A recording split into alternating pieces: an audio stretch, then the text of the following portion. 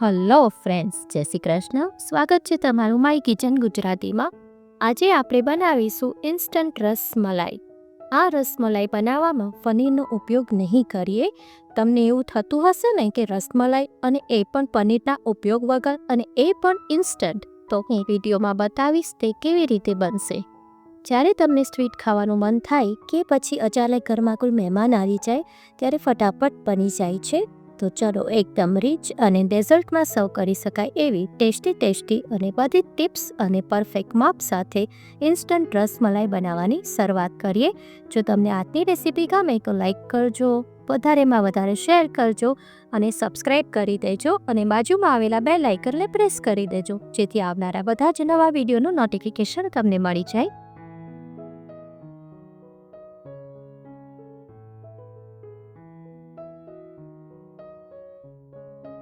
Instant rasmalai બનાવવા માટે આપણે એક હેવી બોટમની કઢાઈ લઈશું અને એમાં 2 ચમચી જેટલું આપણે પહેલાં પાણી દઈશું. ત્યારબાદ એની અંદર 1 લીટર દૂધ લેવાનું છે. અહીંયા મેં ફૂલ ફેટ દૂધનો ઉપયોગ કર્યો છે. જો ફૂલ ફેટ મિલ્ક હશે તો થોડું આપણે ઉકાળું ઓછું પડશે, એટલે મેં ફૂલ ફેટ મિલ્ક લીધું છે. હવે 1 લીટર દૂધ મેં કઢાઈમાં લઈ લેવાનું છે.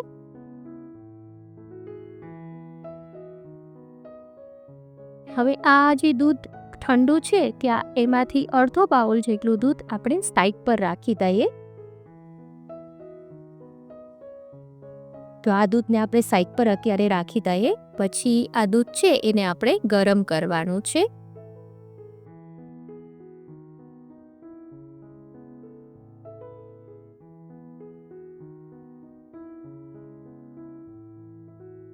જો આ રીતે થોડું ગરમ થવા લાગે એટલે એની અંદર આપણે 2 ટેબલ સ્પૂન ખાંડ ઉમેરીશું. હવે ખાંડને પણ થોડી મેલ્ટ થવા દઈએ.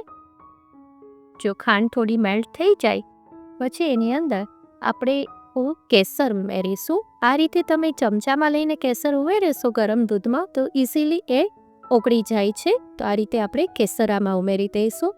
કેસર ઉમેરવું એકદમ ઓપ્શનલ છે. જો તમને ઈચ્છા હોય તો તમે ઉમેરજો, કેસરથી એનો ટેસ્ટ ફાઇન આવે છે.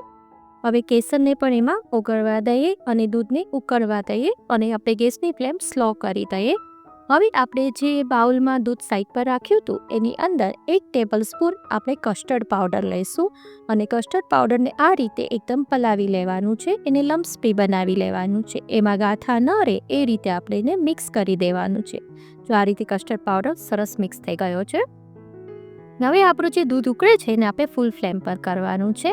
હવે ગેસની ફ્લેમ આપણે કુલ કરી દઈશું અને જ્યારે આ રીતે મલાઈ જેવું ઉપર આવી જાય અને દૂધ એકદમ ઉકળવા લાગે ત્યારે એની અંદર આપણે જે કસ્ટર્ડનું મિક્સચર બનાવ્યું છે તે એમાં એડ કરતા જવાનું છે અને ખલાવતા જવાનું છે.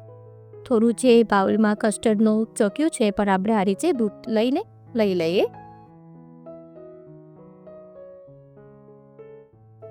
આ રીતેની લો ટુ મીડિયમ ફ્લેમ પર કન્ટિન્યુ હલાવતા જવાનું છે અને ઉકાળવાનું છે. હવે એની અંદર આપણે 2 ચમચી જેટલી બદામની ચિપ્સ ઉમેરીશું.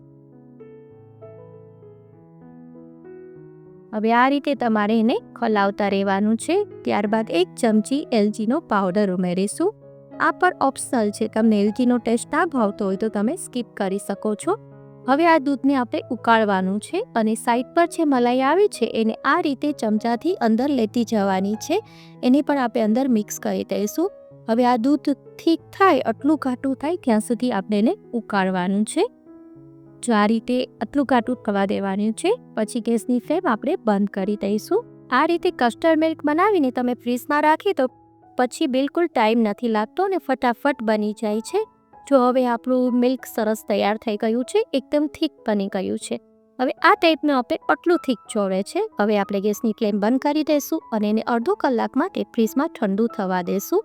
આમાં આપણે ચિલ્ડ કસ્ટર્ડ મિલ્કનો ઉપયોગ કરવાનો છે. હવે આપણે એક બાઉલની અંદર 1 કપ ફ્રેશ ક્રીમ લઈશું. એટલે જે દૂધ ગરમ કરીએ ત્યારે એના ઉપર જે મલાઈ આવી જાય એનો જ મેં ઉપયોગ કર્યો છે. હવે એની અંદર આપણે 2 ચમચા નાળિયેરનું ખમણ લેવાનું છે અને એને પણ બરાબર મિક્સ કરી લઈશું. જો આ રીતે સરસ મિક્સ કરી દેવાનું છે. હવે એની અંદર આપણે 1 ચમચો ખાંડનો પાવડર ઉમેરીશું. આમાં ખાંડનો પાવડર ઉમેરજો, આખી ખાંડ ના ઉમેરતા તો મિક્સ નહીં થાય. હવે એને પણ બરાબર મિક્સ કરી દઈશું. જો આ રીતે મિક્સ કરી લેવાનું છે. એકદમ માવા જેવું ટેક્સચર થઈ જશે એવું બનાવી લેવાનું છે. જો આ ટાઈપ સરસ મિક્સ કરી લેવાનું છે. હવે એની અંદર આપણે થોડી બદામની ચિપ્સ ઉમેરીશું. લગભગ 2 ચમચી જેટલી મેં બદામની ચિપ્સ લીધી છે. અને ત્યારબાદ 1 મોટો ચમચો આપણે કિસમિસ લઈશું. કિસમિસને આ રીતે ઝીણી સુધારીને લેવાની છે, એટલે થોડી ડિવાઈડ કરીને લઈ લેવાની છે. હવે એને પણ બરાબર મિક્સ કરી દઈશું. હવે આપણું સ્ટફિંગ તૈયાર થઈ ગયું છે, એને આપણે સાઈડ પર રાખી દઈએ. હવે આપણે રસમલાઈ બનાવીશું. એના માટે મેં અહીંયા 8 થી 10 બ્રેડની સ્લાઇસ લીધી છે. આમાં તમે મોટી બ્રેડની સ્લાઇસ લેજો અને ફ્રેશ બ્રેડ લેજો, એટલે બહુ ફાઇન હશે. હવે આ ટાઈપનું કોઈ પણ રાઉન્ડ કટર હોય યા રાઉન્ડ શેપમાં આપણે કરવાનું છે, એટલે આ ટાઈપ આપણે રાઉન્ડ શેપમાં એને કટ કરી લઈશું કટરની મદદથી. હવે આટલી મોટી સ્લાઇસ હશે તો તમારે ઇઝીલી એમાં 2 થઈ જશે. જો આ રીતે આપણે બધી જ બ્રેડ છે એની સ્લાઇસ તૈયાર કરી લેવાની છે. બધી જ બ્રેડની સ્લાઇસ તૈયાર થઈ ગઈ છે. હવે આ રીતે એક સ્લાઇસ ઉપાડી અને એમાં જે આપણે સ્ટફિંગ બનાવ્યું છે એ સ્ટફિંગને એમાં સ્ટફ કરવાનું છે. જો આ રીતે ચમચીની મદદથી લઈ અને એને સ્પ્રેડ કરી દેવાનું છે અને એના ઉપર પાછી બીજી સ્લાઇસ રાખી દેવાની છે. આ રીતે બીજી સ્લાઇસ રાખી અને એને થોડું પ્રેસ કરી દેવાનું. એ રીતે બધી જ આપણે સ્લાઇસ તૈયાર કરી લેશું સ્ટફિંગવાળી. જો આ ટાઈપ મેં બધી જ બનાવી લીધી છે.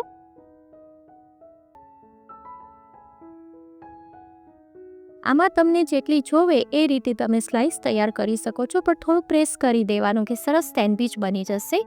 હવે આપણે એને સર્વ કરવાનું છે. સર્વ કરવા માટે આપણે જે કસ્ટર્ડને ઠંડુ કરવા રાખ્યું હતું એને એક પ્લેટમાં લઈ અને એક લેયર બનાવી લેવાનું છે. અને કસ્ટર્ડ ઠંડુ થયા પછી આટલું થીક થઈ જશે, એટલે આપણે પહેલાં જે રીતે મેં દેખાડ્યું છે એટલે સુધી જ ઉકાળવાનું છે, એવી જ કન્સિસ્ટન્સી રાખવાની છે. અને પછી જો આ રીતે એક લેયર પાથરી અને એના ઉપર બધી જ રસમલાઈ આપણે આ રીતે ગોઠવી દેશું. જો આ બધી જ સેન્ડવિચ આપણે આ રીતે ગોઠવી દેવાની છે. હવે એના ઉપર આપણે પાછું કસ્ટર્ડવાળું દૂધ રેડવાનું છે અને બધી જ રસમલાઈ છે એ એકદમ ડીપ થઈ જાય એવી રીતે કરવાની છે. જો બધી સાવ ડીપ થઈ જશે એના ઉપર બધું જ આપણે કસ્ટર્ડ દૂધ પોર કરી દઈશું. આ રીતે બધું જ આપણે કરી દેવાનું છે. પછી એના ઉપર આપણે બદામ અને પિસ્તા અને કેસરથી ગાર્નિશ કરી દઈએ. જો આ રીતે સરસ ગાર્નિશ કરી દેવાનું છે.